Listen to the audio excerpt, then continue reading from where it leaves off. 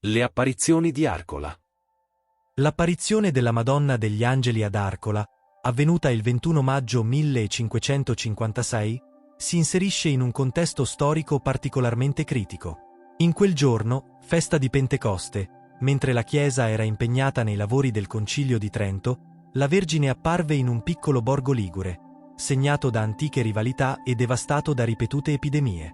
La storia racconta che quella mattina Baldassare Fiamberti, insieme alla moglie e ai loro 9 figli, aveva partecipato alla messa nella chiesa di Arcola. Verso mezzogiorno, le 5 figlie femmine, Barbara, Camilla, Elisabetta, Catarinetta e Angela, si erano poi recate a giocare in un boschetto di famiglia nelle vicinanze, conosciuto come Carbonara. Quando sentirono i rintocchi della campana provenienti dal vicino convento dei frati olivetani, le ragazze interruppero il gioco e si inginocchiarono per recitare l'Angelus. Con devozione, pregarono Dio, richiamando alla sua misericordia la difficile situazione della Chiesa, il caos che regnava nel mondo e la desolazione del loro paese. Rivolsero poi ferventi preghiere alla Vergine Santissima, recitando con fede il rosario. Proprio in quel momento, le ragazze furono circondate da una luce celestiale. Stupite, alzarono lo sguardo e sulla cima di un cespuglio di rosmarino apparve una figura maestosa. Una signora vestita di bianco, splendente più del sole e accompagnata da 2 angeli. La straordinaria bellezza del suo volto, la dolcezza dei suoi gesti e il suo luminoso splendore fecero subito comprendere alle giovani che si trovavano di fronte alla Regina del Cielo, e non ad una persona comune.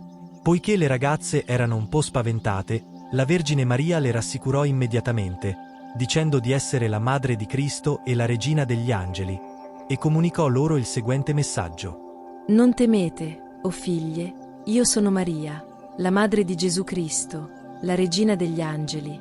Andate, o predilette, dite al popolo che preghi e faccia penitenza. Sì, andate e predicate la preghiera e la penitenza. Le vostre suppliche sono salite al mio cuore. Ora è tempo di agire. Andate. Dopo essersi riprese dall'emozione, le veggenti così risposero. Ma dolce signora, siamo pronte a fare ciò che ci chiedete, ma non siamo capaci di predicare, non siamo all'altezza. Allora Maria Santissima così replicò. Figliuole, non temete, col mio aiuto tutto vi sarà facile. Andate e dite ancora ai buoni villici di innalzare, in mio onore, un tempio in questo luogo.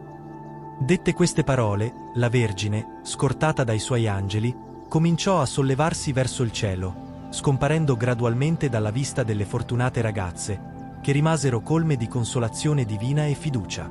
Quando la visione svanì, le ragazze si guardarono incredule, si alzarono in piedi, piene di entusiasmo, corsero a casa per raccontare l'accaduto ai loro familiari. Informarono subito anche il parroco e i paesani.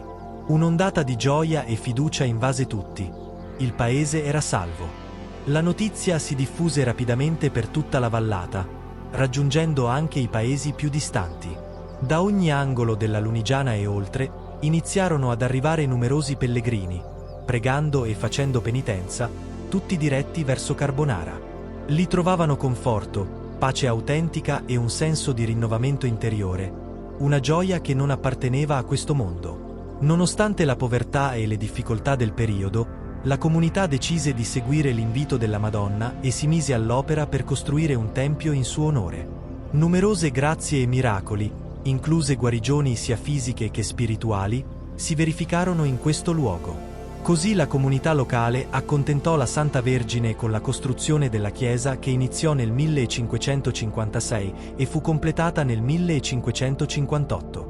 Poco dopo, la Repubblica di Genova conferì alla Madonna degli Angeli il titolo di patrona della comunità di Arcola. L'incoronazione ufficiale avvenne nel 1910 per le mani del cardinal Pietro Maffi dell'Arcidiocesi di Pisa. Il processo riguardante l'apparizione fu redatto da Monsignor Giovanni Battista Bracelli, vescovo di Sarzana, e la Congregazione dei Riti dichiarò venerabile e miracolosa la Sacra Effigie della Vergine.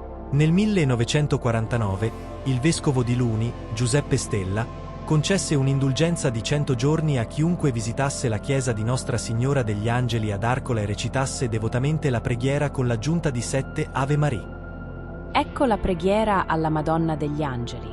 O Santissima Vergine Maria, o Madonna degli Angeli, da codesto vostro trono di misericordia, rivolgete benigna il vostro sguardo sopra di me indegno vostro servo.